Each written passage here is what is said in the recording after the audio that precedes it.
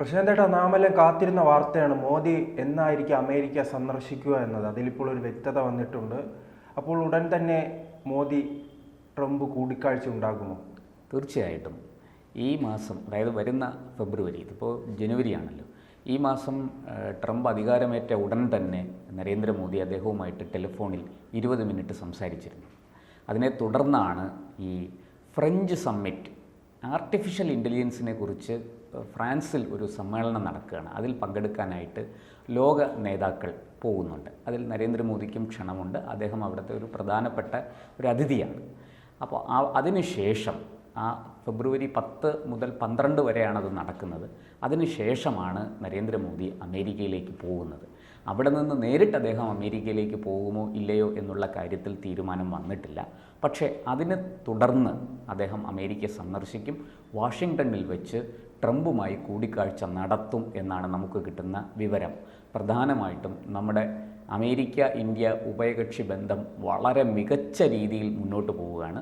അത് കൂടുതൽ ദൃഢമാക്കാനും ചില സുപ്രധാന തീരുമാനങ്ങൾ എടുക്കാനുമാണ് ഈ രണ്ട് ലോക നേതാക്കളും തമ്മിൽ കാണുന്നത് എന്ന വിവരമാണ് നമുക്കിപ്പോൾ പുറത്തു വരുന്നത്. എന്നു മാത്രമല്ല, വളരെ സുപ്രധാനമായ ക്വാഡ് രാഷ്ട്രങ്ങളുടെ ചില കാര്യങ്ങൾ സംബന്ധിച്ച് വളരെ സുപ്രധാനമായ തീരുമാനങ്ങൾ ഇരുവരും ചേർന്ന് എടുക്കുമെന്നും ഉള്ള വിവരം പുറത്തു വന്നിട്ടുണ്ട് ഇതിനോടകം. അതോടൊപ്പം തന്നെ 20 മിനിറ്റിലധികം മോദിയും അതോടൊപ്പം തന്നെ ട്രംപ് ഫോണിൽ സംസാരിച്ചിരുന്നല്ലോ. അപ്പോൾ ചേട്ടൻ സൂചിപ്പിച്ചതുപോലെ തന്നെ അതിലും പല നിർണായകമായ തീരുമാനങ്ങളും കൈക്കൊണ്ടിരിക്കുമല്ലോ. വളരെ നിർണായകമായ പല തീരുമാനങ്ങളും അവർ കൈക്കൊണ്ടിട്ടുണ്ട്. അത് ഈ വർഷം അവസാനം ട്രംപ് ഇന്ത്യ സന്ദർശിക്കുമെന്നും, അപ്പോൾ ഇന്ത്യയിൽ ഒരു സമ്മേളനം, ഈ ലോക നേതാക്കളുടെ ഒരു സമ്മേളനം നടക്കുമെന്നുമാണ് നമുക്ക് ലഭിക്കുന്ന ഒരു ഉച്ചകോടിയായിരിക്കാം ഉദ്ദേശിക്കുന്നത്. അങ്ങനെ ഒരു സമ്മേളനം നടക്കും എന്നൊരു സൂചന അതിൽ നിന്ന് പുറത്തു വന്നിട്ടുണ്ട്. ഇത് സംബന്ധിച്ച് നമ്മുടെ സുരക്ഷാ പ്രശ്നങ്ങൾ നിലനിൽക്കുന്നത് കാരണം ഇത് സംബന്ധിച്ച സ്ഥിരീകരണം ഇന്ത്യ ഗവൺമെൻറ്റോ അമേരിക്കൻ ഗവൺമെൻറ്റോ ഔദ്യോഗികമായി പുറത്തുവിട്ടിട്ടില്ല. പക്ഷേ മറ്റൊരു പ്രധാന വിവരം നമുക്ക് ലഭിച്ചത് ഈ അമേരിക്കൻ നിർമ്മിത സുരക്ഷാ ഉപകരണങ്ങൾ വലിയ തോതിൽ ഇന്ത്യക്ക് നൽകാം എന്ന് അമേരിക്ക സമ്മതിച്ചിട്ടുണ്ട്, ട്രംപ് സമ്മതിച്ചിട്ടുണ്ട്. നമ്മൾ നേരത്തെ തന്നെ ഇത് സംബന്ധിച്ച ചില ഓർഡറുകൾ, ഈ അമേരിക്കൻ നിർമ്മിത സുരക്ഷാ ഉപകരണങ്ങൾ വാങ്ങുന്നതിനുള്ള ഓർഡറുകൾ നമ്മൾ അമേരിക്കയ്ക്ക് കൊടുത്തിരുന്നു. പക്ഷേ ഈ ജോ ബൈഡൻ അതെല്ലാം താൽക്കാലികമായിട്ട് മരവിപ്പിച്ചിരിക്കുകയായിരുന്നു. അല്ലെങ്കിൽ നമുക്കെതിരെ ചില അപ്രഖ്യാപിത ഉപരോധങ്ങൾ ഏർപ്പെടുത്തിയിരുന്നു. ഇത്തരം സാധനങ്ങൾ നമുക്ക് കിട്ടിയിട്ടില്ല. നമുക്കറിയാം, നമ്മുടെ തേജസ് വിമാനങ്ങളുടെ എൻജിനുകൾ, അത് ബോയിങ് എന്ന കമ്പനി നിർമ്മിക്കുന്ന എൻജിനുകളാണ്. അത് അമേരിക്കയിൽ നിന്ന് നമുക്ക് ലഭിക്കണമായിരുന്നു. 2010 ഡോക്ടർ മൻമോഹൻ സിംഗ് പ്രധാനമന്ത്രിയായിരുന്ന കാലത്ത്, നമ്മുടെ AK ആൻ്റണി പ്രതിരോധ മന്ത്രിയായിരുന്ന കാലത്ത് ഒപ്പിട്ട കരാറാണിത്.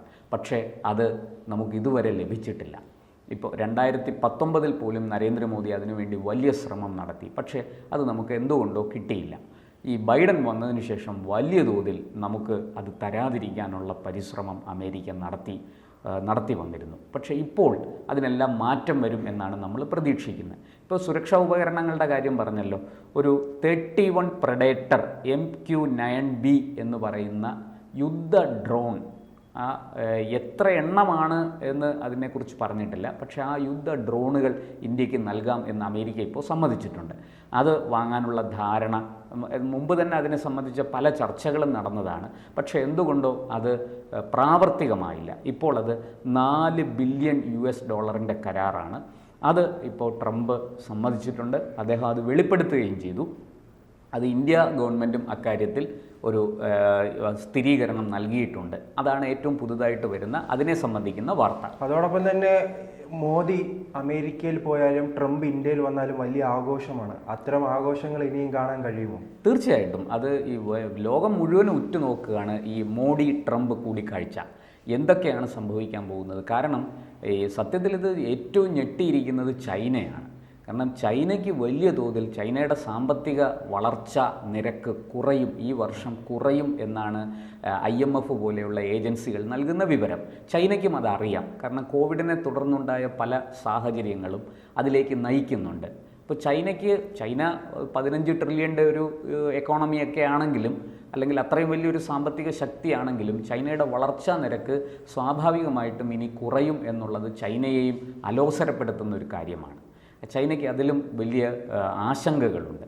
അപ്പോൾ ആ ആശങ്കകൾ അങ്ങനെ നിലനിൽക്കെ തന്നെ ഇന്ത്യയാണെങ്കിൽ ഈ വളർച്ചാ നിരക്ക് ഇന്ത്യയുടേത് ചെറിയ തോതിൽ കുറഞ്ഞാൽ പോലും അത് ചൈനയ്ക്ക് കിട്ടുന്ന അത്രയും വലിയ ആഘാതം ഇന്ത്യക്ക് ആ കാര്യത്തിൽ ഉണ്ടാകില്ല എന്ന് മാത്രമല്ല, ഇന്ത്യയുടെ സാമ്പത്തിക പ്രതിസന്ധിക്കോ അല്ലെങ്കിൽ സാമ്പത്തിക വളർച്ചയ്ക്കോ കുതിപ്പിനോ ഒന്നും അത് ഒരു തരത്തിലുള്ള ചലനവും ഉണ്ടാക്കില്ല എന്ന് IMF നിലവിൽ പറഞ്ഞു കഴിഞ്ഞു.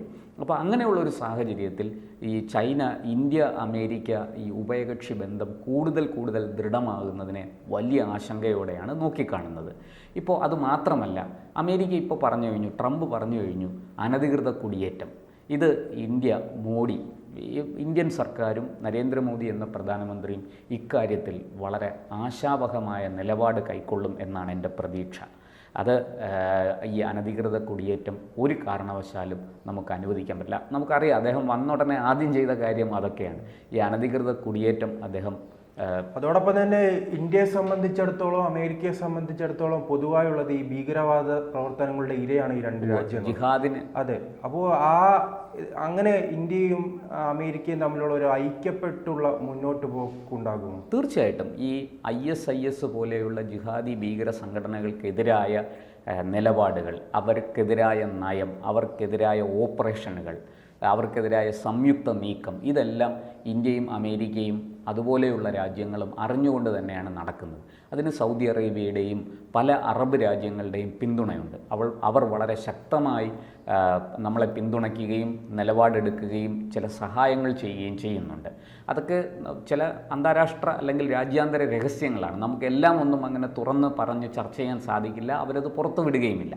എന്തായാലും ഈ അനധികൃത കുടിയേറ്റം സംബന്ധിച്ച് ഞാൻ ഒരു വിഷയം കൂടി പറയാം. കൊളംബിയയുടെ കാര്യം അറിയാമല്ലോ. കൊളംബിയയുമായിട്ടുണ്ടായ ആ ഒരു ട്രംപ് വന്ന ഉടനെ തന്നെ ഉണ്ടായ ആ അനധികൃത കുടിയേറ്റത്തിനെതിരായ നിലപാട്, ആ നീക്കം, ട്രംപ് വളരെ വ്യക്തമായിട്ട് പറഞ്ഞു, അത് നിങ്ങൾ അനധികൃത കുടിയേറ്റം നിരോധിച്ചില്ലെങ്കിൽ അല്ലെങ്കിൽ അതിനെ നിങ്ങൾ അവസാനിപ്പിച്ചില്ലെങ്കിൽ അമേരിക്ക ശക്തമായ ഉപരോധം ഏർപ്പെടുത്തും.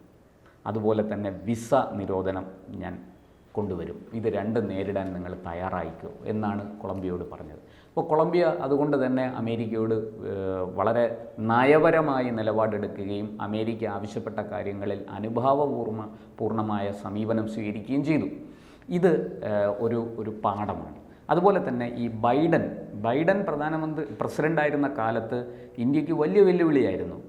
നമ്മുടെ പ്രധാനമന്ത്രി വളരെ തന്ത്രപരമായിട്ട് നമ്മുടെ രാജ്യം, നമ്മുടെ വിദേശകാര്യ മന്ത്രാലയം ഒക്കെ, നമ്മുടെ വിദേശകാര്യ മന്ത്രി അടക്കം വളരെ നയപരമായിട്ട് ഇടപെട്ടതുകൊണ്ട് മാത്രമാണ് ബൈഡൻ്റെ പല നീക്കങ്ങളും വിജയിക്കാതെ പോയത്. ഇപ്പോൾ ഈ ബൈഡനെതിരെ ട്രംപ് പുതിയൊരു ഒരു കാര്യം കൂടി ചെയ്തിരിക്കുകയാണ്, ആഞ്ഞടിച്ചിരിക്കുകയാണ്. കാരണം നമുക്കറിയാം ഈ അമേരിക്കൻ ഡീപ്പ് സ്റ്റേറ്റിൻ്റെ ഇടപെടൽ എത്രത്തോളം നമുക്ക് ദോഷകരമായിരുന്നു എന്നറിയാം. ജോർജ് സോറോസിനെ പോലെയുള്ള വലിയ വ്യവസായികൾ, ഈ ഡീപ്പ് സ്റ്റേറ്റ്, ഇതൊരു മാഫിയ, ഒരു ഓർഗനൈസ്ഡ് മാഫിയയാണ്. ഇവർ ഇന്ത്യക്കെതിരെ, ഇന്ത്യ പോലെയുള്ള രാജ്യങ്ങൾക്കെതിരെ, ഇപ്പോൾ ബംഗ്ലാദേശിലെ ഈ പ്രശ്നങ്ങൾ ഒക്കെ അവർക്ക് പങ്കുള്ളതാണ്. ഇതൊക്കെ പുറത്തു വന്ന വാർത്തകളാണ്. അതിനൊക്കെ അവർ വലിയ തോതിൽ വെള്ളവും വളവും കൊടുത്ത് വളർത്തിയതാണ് ഇന്ത്യക്കെതിരെ. ഇപ്പോൾ ബൈഡൻ മാറി ട്രംപ് വന്ന ഉടനെ തന്നെ അദ്ദേഹം ആദ്യം ചെയ്തു, ബംഗ്ലാദേശിനെതിരായ സകല സഹായവും അദ്ദേഹം നിർത്തിവെച്ചു. ബംഗ്ലാദേശിന് കൊടുക്കുന്ന സാമ്പത്തിക സഹായം നിർത്തിവെച്ചു. അത് ഈ ട്രംപ് അധികാരമേറ്റെന്ന ആ ചടങ്ങിൽ പങ്കെടുക്കാൻ അവിടെ പോയിരുന്നത് നമ്മുടെ വിദേശകാര്യമന്ത്രി എസ് ജയശങ്കറാണ്. അദ്ദേഹം ആ ചടങ്ങ് കഴിഞ്ഞ് അദ്ദേഹം വളരെ പെട്ടെന്ന് തന്നെ അന്ന് തന്നെ ട്രംപുമായിട്ട് ഒരു വിഷയം ചർച്ച ചെയ്തു.